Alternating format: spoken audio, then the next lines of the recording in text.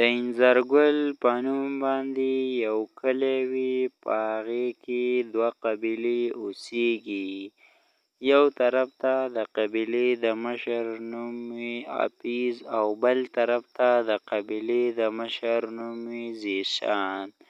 او دا دواړه چې کله یو بل له مخامخ په لار کې ورشي نو یو بل ته ډېرې سپکې او ستورې خبرې کوي.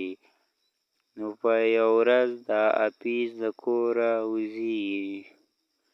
ای ماشومانو زه ځمه او تاسو له څه وګټم به او بېرته راځمه. ځه سعیده ته لاړ شه او بېرته بیا د وخته راځه. نو په دې کې د اپیز د کوره راووځي او روان شي.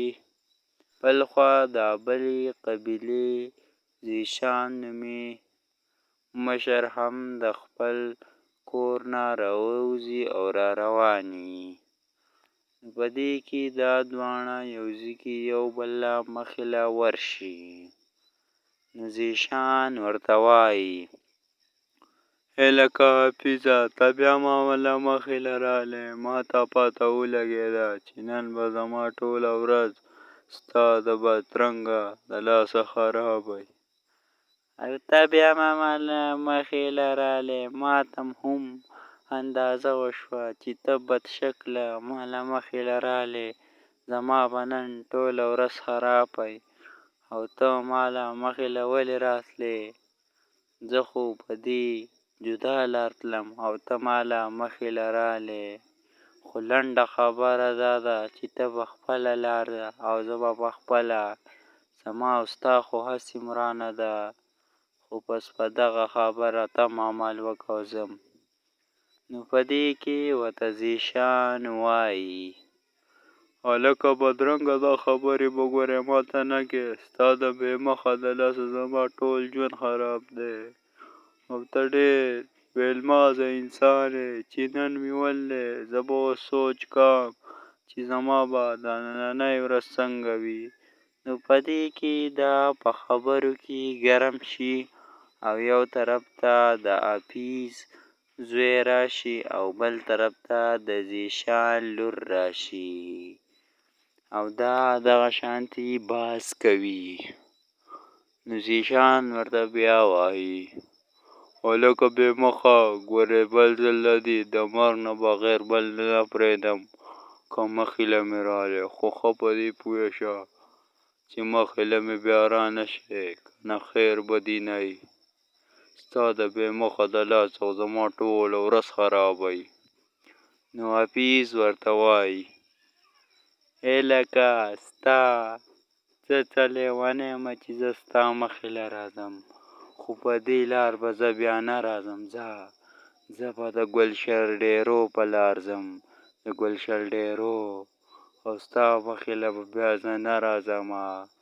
خیر دی که مشر یې خو په ادب لږې خبرې کوه. واو. نو په دې کې یو چوړیل غیبانه راشي او جادوګري چوړیل وي.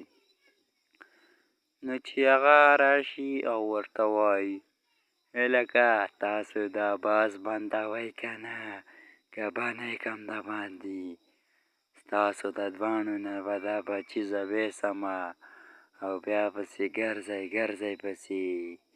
تاسو خو داسې نه پوهېږئ، ورېږم چې پوه یم کړم.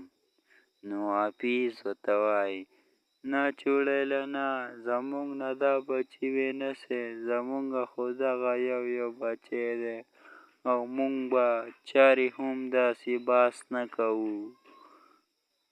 نو په دې کې هغه چوړیل ورته وایي زه به ستاسو بحث ختمومه، زه به ستاسو د دواړو نه دا بچي وړمه، د اپیز زوی به وړمه او د زیشان لورو، او په یو غار یو ځنګل کې به یې پرېږدمه او بیا پسې تاسو ګرځئ او معلوم یې کړئ چې معلوم هم کړه تاسو به هله دا بحث ختم کړئ.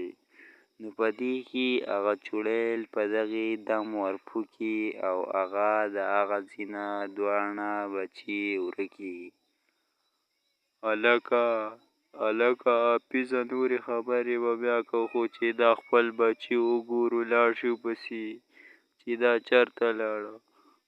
دا خبره دې زما خوښه شوه، دا هم ستا د لاسه. دا خبرې اوس پرېږده، خو راځه چې خپل بچي وګورو. نو په دې کې دواړه یو خطرناک ځنګل ته ورشي او یو حافظ هغه زیشان ته وایي: هلکه ته دې مانوګټ په لاره لاړ شه او زه به په دې بله. ځکه چې ته د مانوګټ په لاره لاړ شې نو ته به هلته وګورې او زه به په دې لار وګورم چې په یو ځای لاړ شو نو څه پیدا نه کوي. نو په دې کې روان وي او زیشان. دوستانو دا کهاني د دغه ځای پورې وه. که کهاني هم خوښه شوي زمونږ چینل ورسره د داسې مزیدارو ښایسته ویډیوګانو لپاره سبسکرایب کړئ، بیل آیکن سره پریس کړئ چې زمونږ ویډیو تاسو ته اول درځي.